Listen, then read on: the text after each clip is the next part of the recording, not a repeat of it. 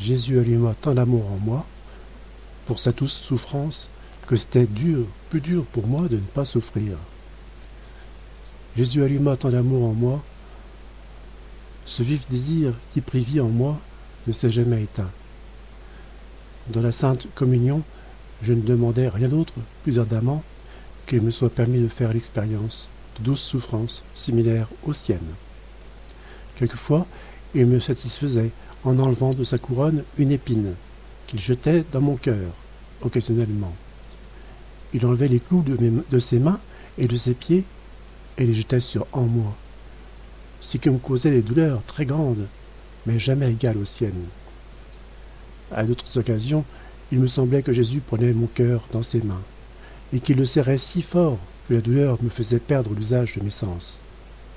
De peur que les gens autour de moi puissent noter ce qui m'arrivait, je le priais en disant « Mon Jésus, donne-moi la grâce de souffrir sans que mes souffrances soient perçues par les autres. » Je fus satisfaite pour quelque temps, mais à cause de mes péchés, mes souffrances étaient parfois observées par les autres. Jésus prive Luisa de toute consolation sensible pour qu'elle apprenne la résignation et l'humilité. Un jour, après la Sainte Communion, Jésus me dit « Ta souffrance ne peut pas être similaire à la mienne, parce que tu souffres avec ma présence. Je vais t'aider. Je veux te laisser seul un peu.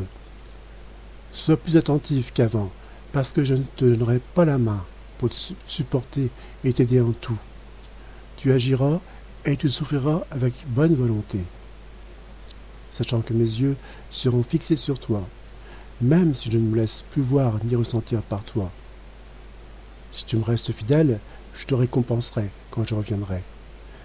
Si tu es infidèle, je viendrai te punir. » À ces paroles, je devins horrifié et lui dis « Seigneur, toi qui es ma vie et mon tout, dis-moi comment je peux vivre sans toi, mon Dieu? Qui me donnera la force de bien me conduire? Toi seul as été et sera ma force et mon soutien.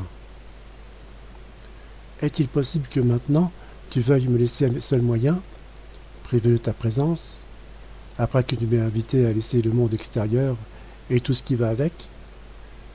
As-tu oublié que je suis méchante et que sans toi je ne peux rien faire de bien? » Jésus, doucement et calmement, me répondit « Je ferai cela pour que tu puisses comprendre ce que tu vaux sans moi. Ne désespère pas. Je te ferai cela pour ton plus grand bien, pour préparer ton cœur à recevoir les nouvelles grâces dont je vais t'inonder. Jusqu'à présent, je t'ai aidé visiblement, maintenant invisiblement. Je te ferai sentir ton néant en te laissant seul avec toi-même.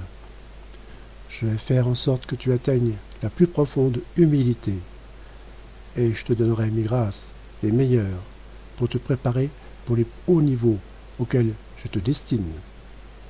Ainsi, plutôt que de désespérer, sois joyeuse et remercie-moi, parce que plus tu traverseras cette mer orageuse rapidement, plus vite tu atteindras le port. Plus les tests auxquels je te soumettrai seront sévères, plus seront grandes les grâces que je t'accorderai. Sois courageuse, car bientôt je viendrai te consoler dans ton chagrin. » Alors il me bénit et se retira. Qui pourrait exprimer la douleur que je ressentis, le vide qui envahit mon cœur, les larmes que je versais quand je vis mon Jésus qui, pendant qu'il me bénissait, me quittait.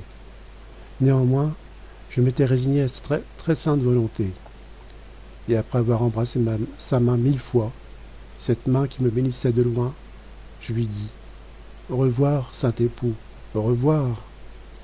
Souviens-toi de ta promesse que tu vas me venir bientôt. Aide-moi toujours et fais que je sois totalement tienne. » Et je me vis complètement seul. C'était comme si la fin arrivait pour moi.